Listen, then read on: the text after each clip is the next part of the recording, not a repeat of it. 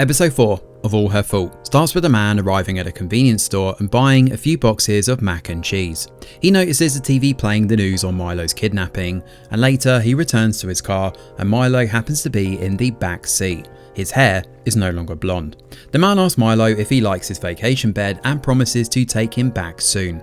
Milo then asks about Carrie, and the man says Carrie is too famous and has to hide. Milo asks if the man is famous too, and he responds that it will be a problem if he gets famous. He pulls out his gun and places it on the passenger seat. Elsewhere, Alcaraz and his wife discuss the possibility of Sam getting into a better school through a lottery. Part of them feel guilty about needing help, and they also desperately want their son to get that one spot though. However, they also feel lucky that Sam is growing up to be an amazing human being. The following morning, Alcaraz updates his wife on the case. Casey worries the anonymous man may be violent, and she later leaves for work and Alcaraz prepares Sam before school. Later, he gives Sam a packet of Skittles to distract him as he talks to Jenny. Now Alcaraz is hoping that Jacob could help identify the mysterious man. Unfortunately, Jacob has no clue who he is. With no choice left, Alcaraz calls Marissa and informs her that they will have to go public with the man's picture. Of course, Marissa worries about what this could mean for Milo's chances. After the calls, Alcaraz drops Sam off at his school and thinks back to 1 week earlier.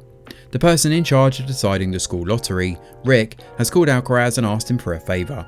Now Rick wanted Alcaraz to help the son of the associate dean who got caught with Xanax. Rick suggested that Alcaraz switch the Xanax to Tylenol before the evidence is sent to the lab for testing. Alcaraz was offended and refused to help, even if it meant Sam losing his chance of getting into the school. Meanwhile, the police release the mysterious man's info and wait for the public's response. Esther visits the police station and talks to Alcaraz and Greco here. She reveals that the man in the picture is Kyle. She fostered him for a few months before he turned 18. Now Esther doesn't believe Kyle is involved in a kidnapping, and she was proud when Kyle got a construction job after he left the foster system.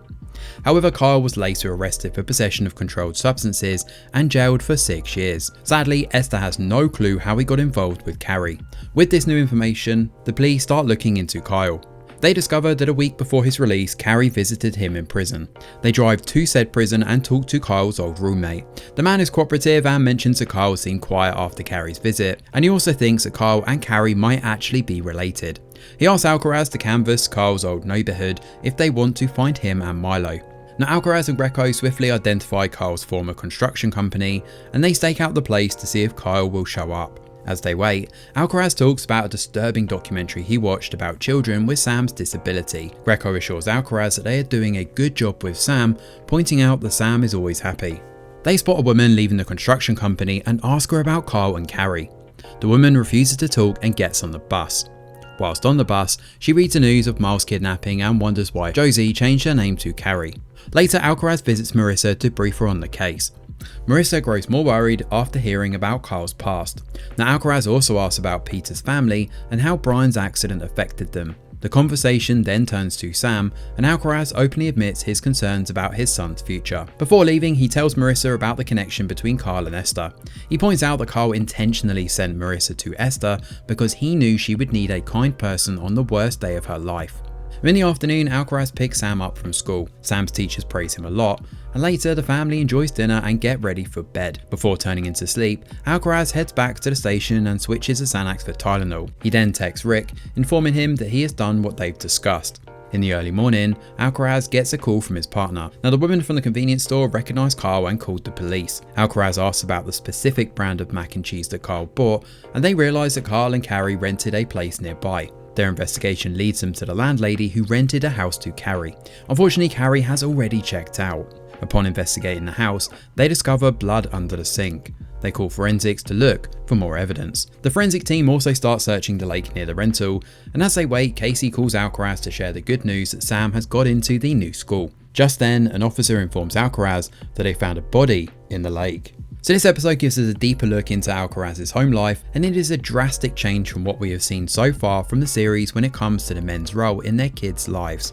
Unlike Peter and Richie, Alcaraz is much more involved with his son's life, and of course his son Sam needs a special school to help him. Unfortunately, there is only one spot and Alcaraz is forced to make a tough call. As a parent, it's understandable why he made this choice, but it's disappointing that he betrayed his duty as a cop. Corruption is a slippery slope, and who knows what Rick and his friends will ask Alcaraz to do next. Meanwhile, we finally know more about the second kidnapper. However, we have no clue how he got involved with this Carrie/Josie character, and now that the police have found a body in the lake, we can't help but wonder what happened. Who is dead? Fingers crossed it's not Milo, but we'll have to wait for the next episode to find out who it is. Thanks for watching, and do let us know your thoughts in the comments below. Smash a like or subscribe to the channel, your support is very much appreciated. I'm Greg Wheeler, and from all of us over here at The Review Geek, we'll see you on the next video.